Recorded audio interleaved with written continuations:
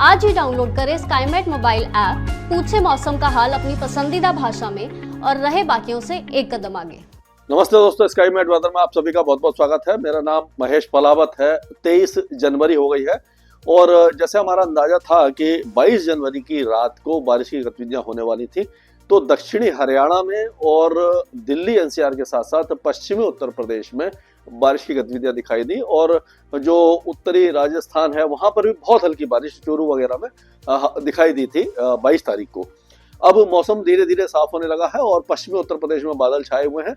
अब ये जो वेस्टर्न डिस्टर्बेंस है ये हट जाएगा और पहाड़ों पर भी स्नोफॉल जो है वो बहुत ही कम हुआ है। जैसा अंदाजा था कि ज्यादा होगा वैसा नहीं हो पाया और अब ये वेस्टर्न डिस्टर्बेंस हट जाएगा। इसके बाद जो भी वेस्टर्न डिस्टर्बेंस है वो बहुत ही ज्यादा स्ट्रॉन्ग कोई भी अभी मंथ के एंड तक दिखाई नहीं दे रहा। हालांकि 29 जनवरी के आसपास एक नया वेस्टर्न डिस्टर्बेंस या जिसको कह सकते हैं कि पश्चिमी विक्षोभ आने वाला है और वो कितना वेदर देगा उसके बारे में हम नजर रखे रहेंगे और आपको अवगत कराते रहेंगे। लेकिन ऐसा नहीं लग रहा कि अब अगले 4-5 दिनों तक देश के किसी भी हिस्से में कोई वेदर एक्टिविटी खास होगी, यानी कि मौसम लगभग शुष्क बना रहेगा। ये वेदर सिस्टम बने हुए थे, ये साइक्लोनिक सर्कुलेशन था जो उत्तर पूर्वी राजस्थान और पंजाब और उसके आसपास के इलाकों में बना हुआ था, तो इसके कारण से ये वेदर एक्टिविटी हुई थी, वेस्टर्न डिस्टर्बेंस था।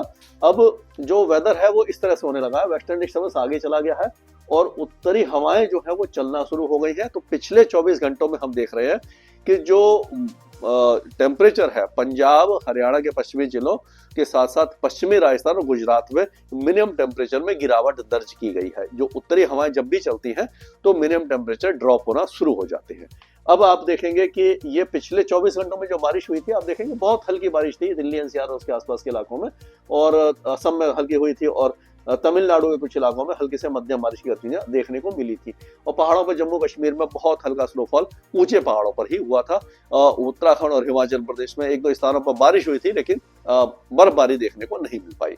तो अब ये जो टेम्परेचर का ड्रॉप है, आप देखिए कि जो नीला रंग है वो दिखा रहा है कि यहाँ पर ये टेम्परेचर ड्रॉप हुए हैं, यानी कि टेम्परेचर गिरना शुरू है। आगे देखेंगे तो आप देखिए ये पंजाब में, हरियाणा में और ये जो पश्चिमी हिमालय क्षेत्र है, जम्मू कश्मीर, गिलगिट बाल्टिस्तान, मुजफ्फराबाद, ये जो इलाके हैं और ये पश्चिमी राजस्थान और गुजरात के कुछ इलाकों में ये टेम्परेचर गिरना शुरू है। तो अब क्या होगा कि जैसे जैसे ये वेस्टर्न डिस्टर्बेंस और ये वेदर सिस्टम आगे की तरफ चलेगा तो हवाएं जो है, जो अभी इस तरह से आप देख रहे होंगे कि जो हवा चल रही थी यानी उत्तरी या उत्तर पश्चिमी जो हवा चल रही थी, तो इनका डायरेक्शन अब जैसे इस तरह से आ रही थी अब इधर आ रही है।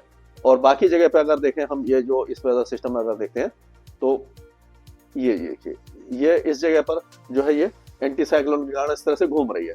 तो इसके बाद क्या होगा कि हवाओं का डायरेक्शन और ज्यादा बदलेगा और ये जो हवाएं हैं ये लगातार यानी कि आप कह सकते हैं कि मध्य भारत के साथ साथ आगे तक भी ये चली जाएंगी, मतलब पूरा उत्तर प्रदेश और ये सारे इलाकों को कवर करेंगे। अगर हम देखें तो ये डायरेक्शन होगा, देखिए ये हवाओं का डायरेक्शन यहाँ तक आ रही है, पहले यहाँ तक थी, अब ये देखिए ये उत्तर प्रदेश से लेकर के यहाँ बिहार, झारखंड, यहाँ तक ये इस तरह से घूम करके आएंगे।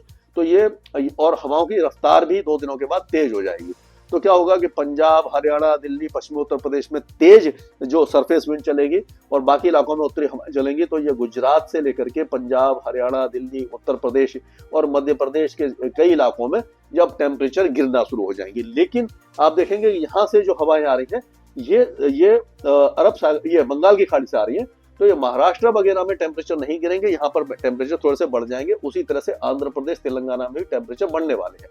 लेकिन ये उत्तरी जो इलाके हैं और पूर्वी इलाके हैं और मध्य भारत के कुछ इलाके यानी कि उत्तरी छत्तीसगढ़ और मध्य प्रदेश के ज्यादातर इलाकों तक जो तापमान है वो गिरेंगे। यानी कि जो हवाएं हैं उसका डायरेक्शन ही निर्धारित करता है, क्योंकि ये बर्फीली हवाएं आ रही होती है यहाँ से, जितना आगे चलती हैं उतना उसमें जो है वो जो ठंडक है कम होती जाती है, लेकिन फिर भी ये टेम्परेचर को गिराने में सहायक होती है।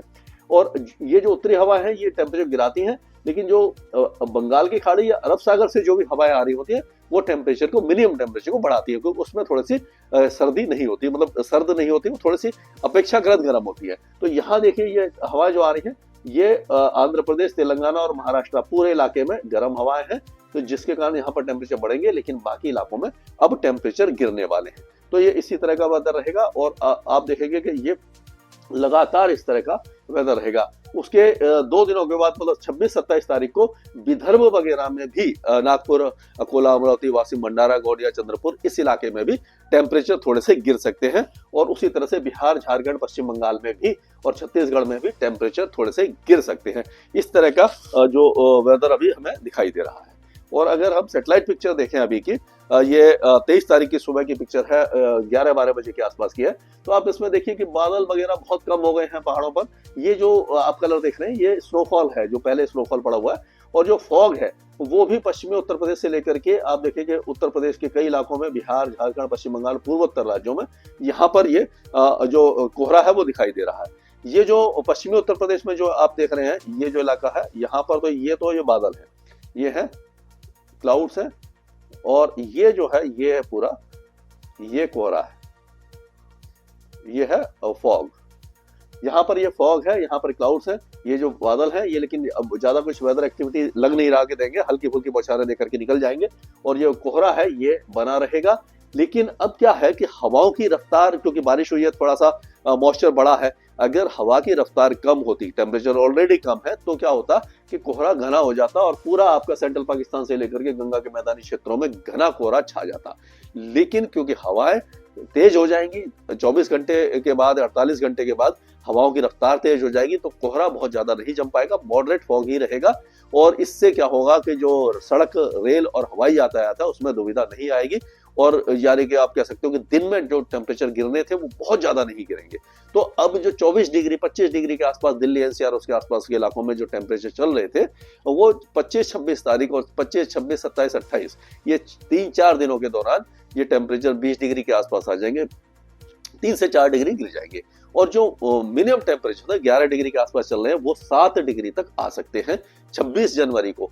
और अगर जो गणतंत्र दिवस है, जो 76वां गणतंत्र दिवस है हमारा, उसकी अगर हम बात करते हैं तो उस दिन पूरे भारत में कहीं पर भी बारिश की संभावना नजर नहीं आ रही है। यानी कि पूरे भारत का मौसम 26 जनवरी के दिन पूरी तरह शुष्क बना रहेगा, मौसम सुहावना रहेगा। और जो बारिश की संभावना कभी कभी होती है कि जो राजपथ पे जाते हैं लोग 26 जनवरी के परेड देखते हैं तो छाता लेकर के आते हैं, रेनकोट लेकर के आते हैं, तो ऐसा कुछ भी नहीं होने वाला। और कोहरा भी ज्यादा नहीं छाएगा।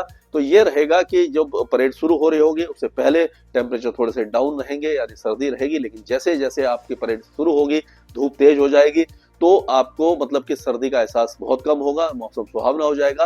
और जो फ्लाई पास्ट होता है, यानी कि हवाई जहाज और जो आपका जो इंडियन एयरफोर्स जो अपने जो एयर पावर को दिखाती है, वो हेलीकॉप्टर आते हैं, ट्रांसपोर्ट एयरक्राफ्ट आते हैं, फाइटर एयरक्राफ्ट आते हैं, ये इनका जो फॉर्मेशन होता है वो आप बहुत आराम से देख पाएंगे। कोई भी अपर हेज नहीं होगी, बादल नहीं होंगे, और सबसे बड़ी बात है कि फॉग भी नहीं होगा, जिससे कि आप इस पूरे जो परेड का आनंद उठा पाएंगे।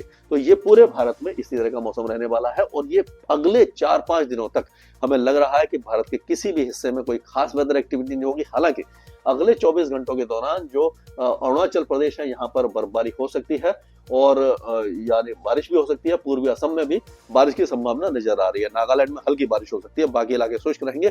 तमिलनाडु के दक्षिणी इलाकों में बहुत हल्की बारिश की संभावना है। उसी तरह से लक्षद्वीप और अंडमान और निकोबार द्वीपों के दक्षिणी जो हिस्से हैं वहां पर हल्की से मध्यम बारिश की संभावना नजर आ रही है। तो ये अभी तक का अपडेट था। इसके आगे जो भी अपडेट होगा मैं लगातार आपके साथ शेयर करता रहूंगा। स्काईमेट वेदर में अभी के लिए इतना ही।